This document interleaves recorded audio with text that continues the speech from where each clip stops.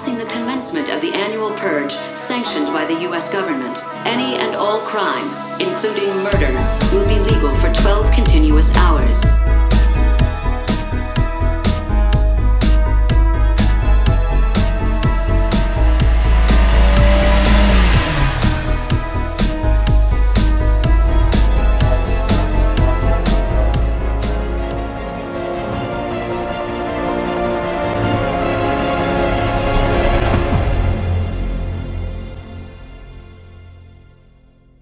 What's up, Ben? Welcome back to Interpreting the Stars, where today I'm going to be taking a look at the latest film in a series that I never really thought would go past the first one. It's the Forever Purge.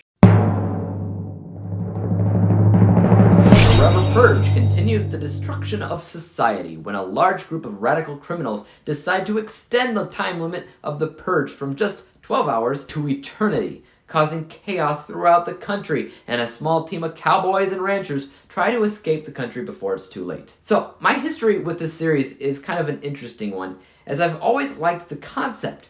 The first film was so contained that it actually kind of disappointed me a little bit. I mean, here's this massive, elaborate, and even political decision to legalize all criminal activity for a few hours, and that first film was just a home invasion thing where it really just focused on murder. And what I almost wanted from the series is an anthology of sorts, where every single film focused on a different crime, because there's so much you can do with that. And a part of me is still kind of disappointed that they never went that route, and they always preferred to focus in on murder, but I do appreciate that they stepped out of that home invasion thing and took a look at the world outside. And we at least got to see a little bit of different crimes being committed and how dangerous the outside world really was. And the further the series got, the more political. But one thing is absolutely certain. Everything after that first film felt much more like B-movie-ish. It felt slightly cheaper, it felt like money-grabbing sequels, it didn't feel great cinematically. And throughout the years, I've been losing more and more faith in where they could possibly take the series. Until now, because I very much enjoyed the Forever Purge. Now, I'll be honest, I had massive worries about this, because if you take out the gimmick of this time frame being the purge, then isn't the concept of a forever purge just random criminals breaking the law? What makes it the purge at that point, right? Thankfully, that fear was mostly unfounded, because they definitely honed in on what makes the purge the purge. And a lot of that is political in nature. There's a lot going on in this film that mirrors our own culture and intolerances and racism. This movie is huge on racism. And as weird as it sounds, you can fully believe that a group of radical extremists could take over the country if there were means and opportunity available. And a purge, where the government looks away for a few hours, is honestly a perfect opportunity for extremists to hatch up a plan to take over our country. And I love the thought-provoking what-ifs that the series has given me as a whole, and especially now. Past that, I'd also argue that this movie was made better overall. It no longer feels like a cheap B-movie or something, and instead, it feels incredibly professional with some pretty great cinematography all around, and it has some absolutely fantastic talent in the forefront, and I feel like that's because this film feels a little bit more like a soft reboot.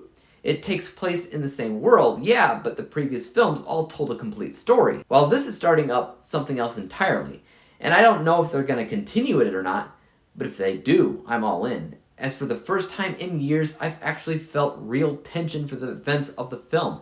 I cared about the characters. They all had a valid reason for being there, and at least a little bit. You wanted them all to survive. And being a Purge film, it's not going to be that simple. And things happen to people that you care about here. And I think that that's huge. As for some negatives, I think that all comes down to logic, right? I mean, this film hinges on the idea that a very large portion of the country are going along with the idea to overthrow the country and have a forever purge. I just feel like if that was actually happening, word would get around to other people who would eventually be whistleblowers and spread the word in real life, and the government would be prepared for that to happen. In this, it seems to be almost like a hive mind thing, where everybody just decided to keep doing it, which doesn't make a lot of sense when you think about it.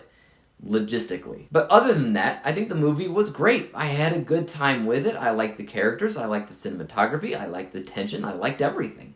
So let's go ahead and break down my final score. From an unbiased technical perspective, I briefly touched base on the best parts of this film, which mostly had to do with the premise being different than before. It had to do with the cinematography being, pretty professional. It had to do with the actors being pretty talented, and for being culturally relevant to this day and age. This score is 78%. As for my bias score, this is much higher because of the tension the film gives off, and because I personally cared about these characters. Not everybody will. And it made me ask, what if? What if in real life this happens? And because it made me want another sequel for the first time in a long time. So my bias score is 90%. And when we average out the two scores together, we come to the final rating of 84%. 84 out of 100 possible stars, or a B+ letter grade. Honestly, I recommend it. I've heard some mixed reviews on it thus far, but I think it's worth a watch, especially if you've been a fan of the previous installments.